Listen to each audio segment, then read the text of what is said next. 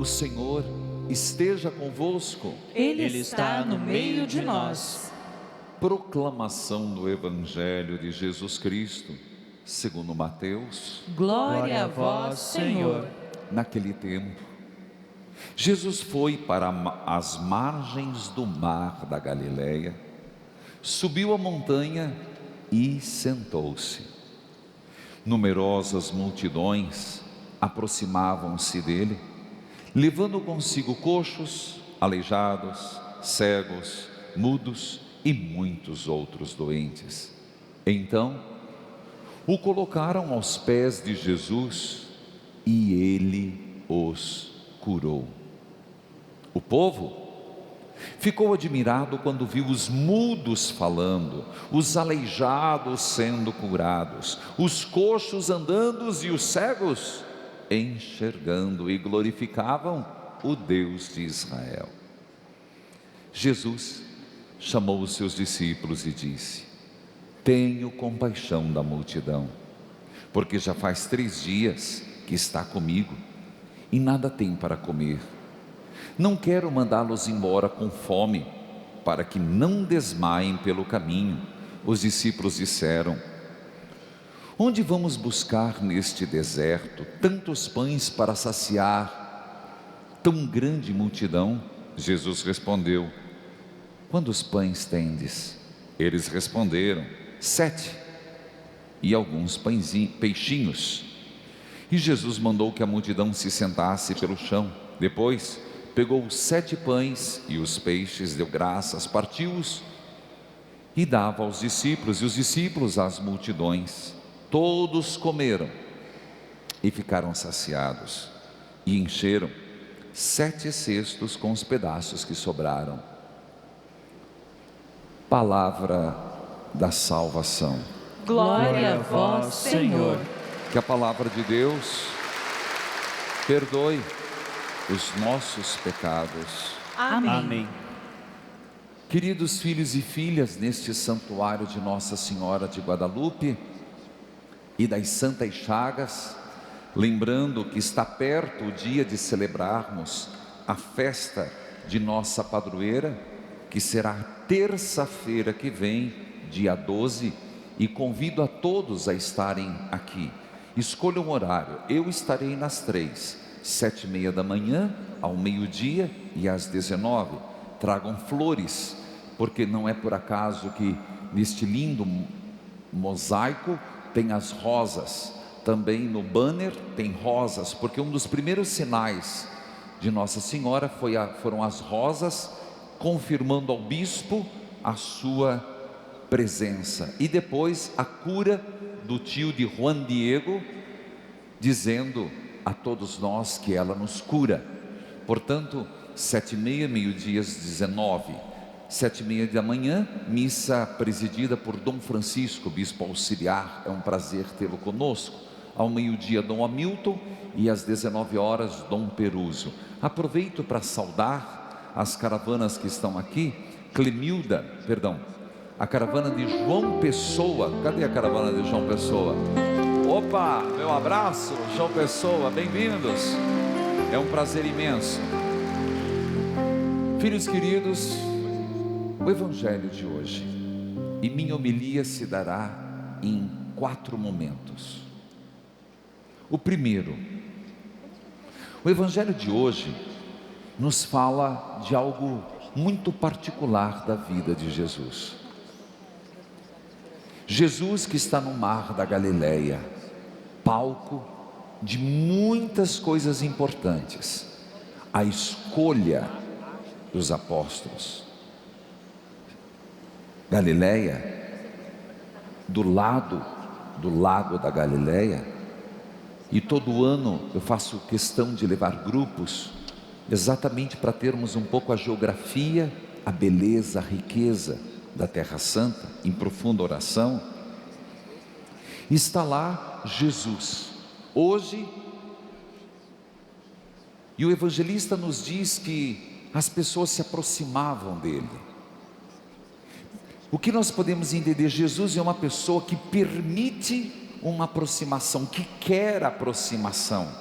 Você tem que entender que eram pessoas de extrema pobreza, eram pessoas machucadas, feridas, doentes. Olha a descrição do apóstolo, do evangelista: coxos, aleijados, cegos, eram levados a Jesus. Jesus é uma pessoa, e eu repito, é uma pessoa que quer que nos aproximemos, quer que nos coloquemos diante dele e levemos as nossas enfermidades e as enfermidades de nossa família.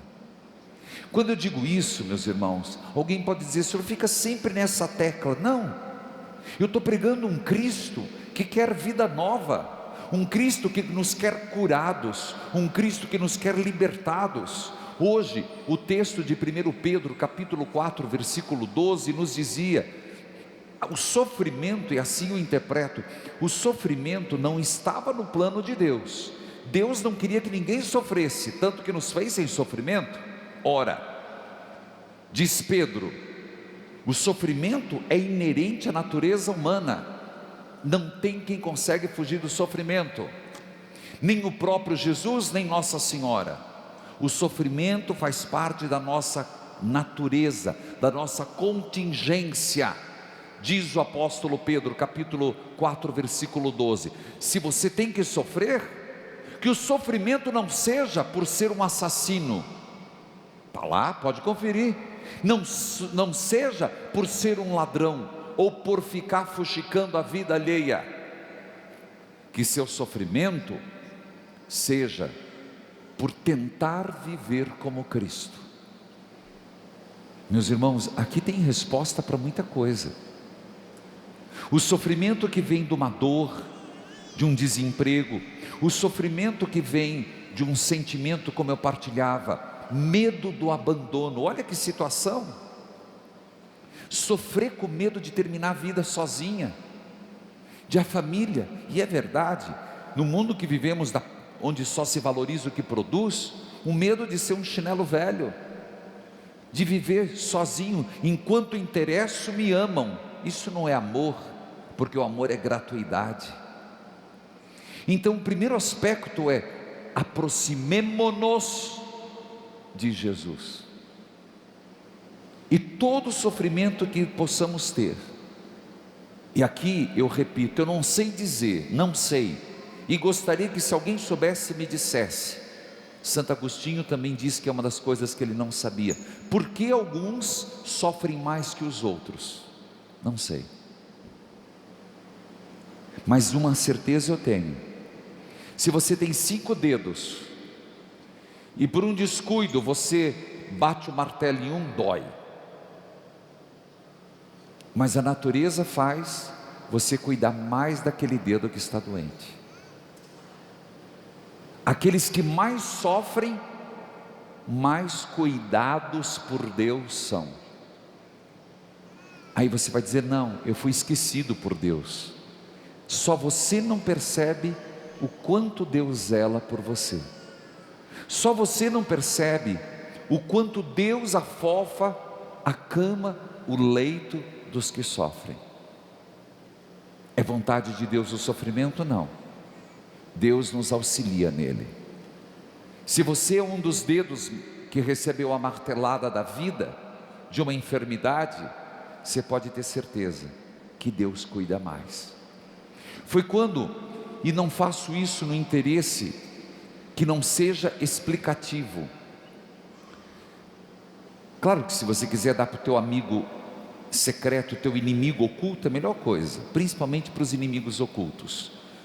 Eu indiquei para a mulher, porque eu me senti muito compadecida. Você vai dizer: mas eu já li. Volte o capítulo 5. Hoje, só o 5, sobre a batalha de Jó. Jó, tem um parágrafo que eu digo isso, no capítulo 5. Ele não conhecia a ação do maligno, mas Jó foi um homem que perdeu tudo, experimentou o esvaziamento. Não por acaso muitas vezes Jó é comparado ao Cristo. Perdeu família, perdeu terras, perdeu a esposa, perdeu os filhos, perdeu a plantação e perdeu a saúde. E os amigos vinham dizer: se rebele contra Deus. Capítulo 5, leia. Nós temos muito de Jó na nossa vida, e principalmente a sugestão final de oração, Salmo 95, que diz exatamente essa antífona: é no Senhor que eu confio e nada temo. Faça essa experiência de sentir, de perceber Deus no seu sofrimento. Jesus acolhia a todos e curava a todos. Ainda nesse primeiro ponto da homilia, Jesus não só curava as pessoas. Você vai pensar, Jesus era um curandeiro? Não. O próprio texto que fala dessas curas, Jesus percebe a fome da multidão. Fome, barriga vazia. E Jesus disse: eu tenho compaixão. Não é dó. Mas para pensar, você pensa: Deus tem compaixão de mim. Deus tem compaixão de uma pessoa porque estava sem comer, que a barriga estava roncando. Eu sou um que fico mal-humorado com fome, mas fico mesmo. Impressionante. Jesus, ele curou tanta gente, e eu acho que ele estava exaurido, e ele pensa: 3 dias estão sem comer, o que nós vamos fazer? Ele disse: Senhor, não tenho o que fazer. Tem sim. Quanto vocês têm aí? 7 pães e 2 peixes. Não são 5, no evangelho de hoje, 7 pães e 2 peixes. E multiplicou os pães. Você percebe que Jesus tem compaixão de mim e de você.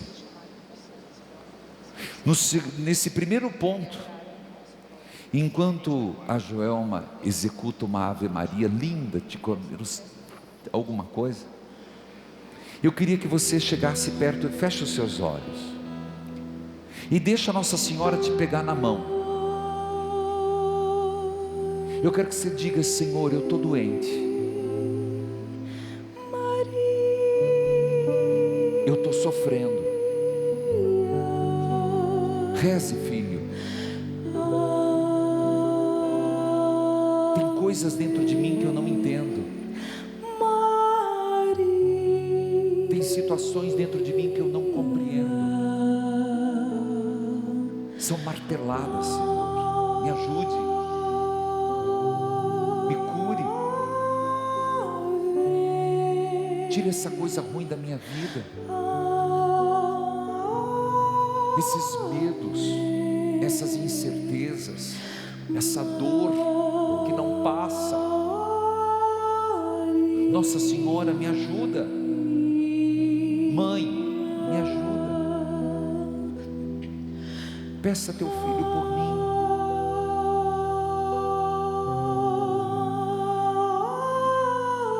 Eu quero que em pensamento você chegue perto de Maria e de Jesus,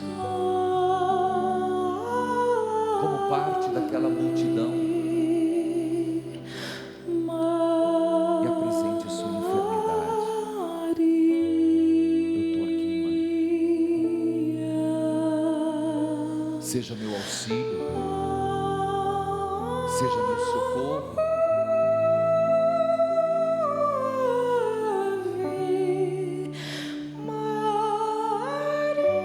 Alivia o meu sofrimento. Amém. Segundo ponto, hoje é dia de São Nicolau,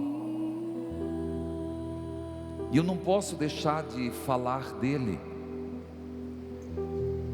São Nicolau, que não tem nada a ver com Papai Noel, mas tem.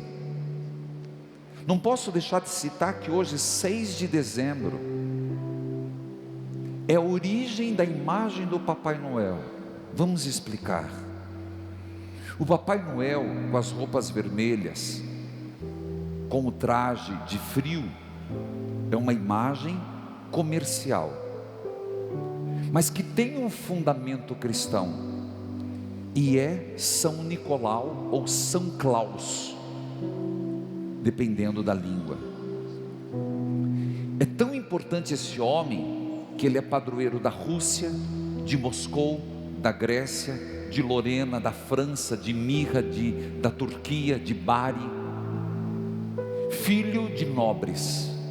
São Nicolau nasceu na cidade de Patara, da Ásia Menor, no ano 250.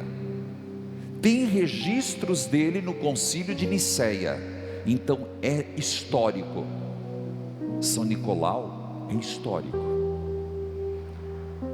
Alguns estão vendo na televisão, e peço por gentileza para soltar no vídeo wall aqui da igreja. Bispo, padre bispo, ele morreu em Mirra, atual Turquia, mas num determinado momento, 7 séculos depois da morte, os turcos tomaram conta da Turquia até hoje, tanto que Santa Sofia, se transformou numa mesquita. Italianos de Birra foram até lá e tiraram os restos mortais, as relíquias, e levaram para a Itália. Mas qual o pensamento de São Nicolau? Um homem que sempre dispôs a fazer a caridade. Eu vou contar alguns casos. No tempo de São Nicolau, era preciso que as mulheres tivessem dote. Um pai tinha 3 filhas e não tinha dinheiro para dote. O que era normal que acontecesse? As filhas iam para a prostituição. Era cultura. O bispo Nicolau, por 3 noites consecutivas, colocava em saquinhos as moedas de ouro e deixava na casa o dote respectivo da primeira, da segunda, da terceira. São Nicolau era detentor de grandes heranças, família muito nobre, e ele fazia questão de cuidar dos órfãos, dar presente aos órfãos, dar doce às crianças, ajudar os endividados. Por isso ele morreu com fama de santo, pela gratuidade, pela generosidade com que ele tinha com as pessoas. São Nicolau, muito cedo, foi proclamado santo, e ele é o inspirador dos presentes de Natal. O maior presente, não esqueçamos, não foi um homem que deu, foi o próprio Deus. Nós ganhamos o presente de Deus quando ele nasce. O menino Jesus é o presente de Deus. E São Nicolau muito cedo entendeu: o presente que eu dou a alguém nada mais é uma consequência de fazer ecoar o presente do céu. Portanto, que São Nicolau nos abra a generosidade. Vou deixar o 4º ponto e vou para o 3º. Vocês sabem o quanto nós temos incentivado as capelinhas das Santas Chagas de nosso Senhor Jesus Cristo. Capelinhas que aos poucos têm sido expressão de muita devoção. A devoção das Santas Chagas, que nós temos insistido nas novenas diárias, no terço diário das Santas Chagas, na devoção que está ganhando o Brasil e fora do Brasil, no terço das Santas Chagas, na novena das Santas Chagas, também na caravana missionária das Santas Chagas. E mais do que nunca, nós temos insistido que as pessoas se tornem mensageiros e mensageiras das Santas Chagas. Com que propósito? Onde passa a capelinha das Santas Chagas, uma gota do sangue redentor fica na família. Eu quero dizer que para nós é motivo de muita alegria convidar nesse momento algumas pessoas que foram aquelas que emblematicamente receberam a milésima capelinha das Santas Chagas. Estão aqui presentes. São de Curitiba, do Alto Boqueirão: Clemilda, Maria Aparecida, Nádia, Nivaldo José e Clarice Pinheiro.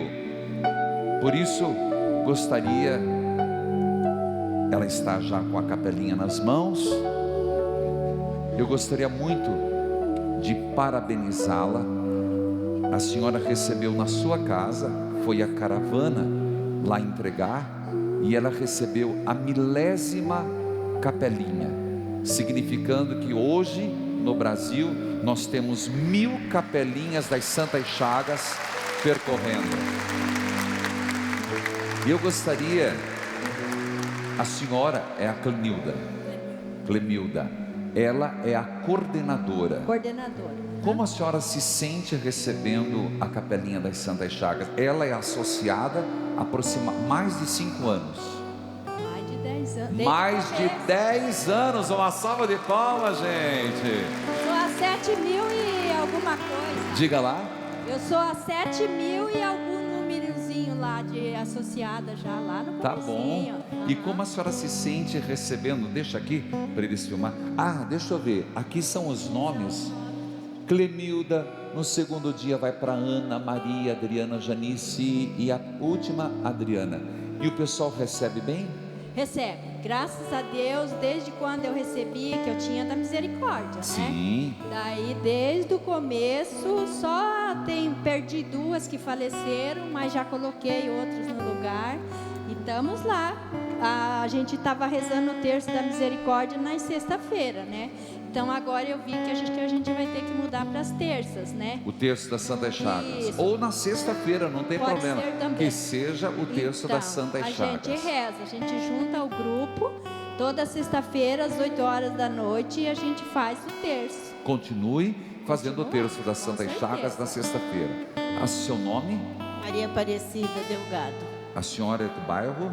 do Alto Boqueirão Alto também. Boqueirão. Faz parte da capelinha mensageira? Também. Está feliz? Muito. Seu nome? Nivaldo José Faria, esposo dela, esposo da Clemilda. Da Clemilda. Então vai lá perto, homem. É o casal coordenador. Movimento das capelinhas. Louvado seja Deus. Eu sempre digo, se você tem a capelinha de Nossa Senhora, continue com a capelinha de Nossa Senhora. Não pare não, porque a ajuda daquela capelinha, daquele cofrinho, vai para as vocações. Por isso, não conflita com o outro, porque essa não tem dinheiro. O objetivo é a divulgação das Santas Chagas. A senhora fica feliz com a devoção das Santas Chagas? Com a graça de Deus. Muito Amém. feliz. E as pessoas têm ido rezar, Com certeza. Recebendo muita graça. recebendo muitas Com a graças. graça de Deus. Seu nome? Nádia Lemes.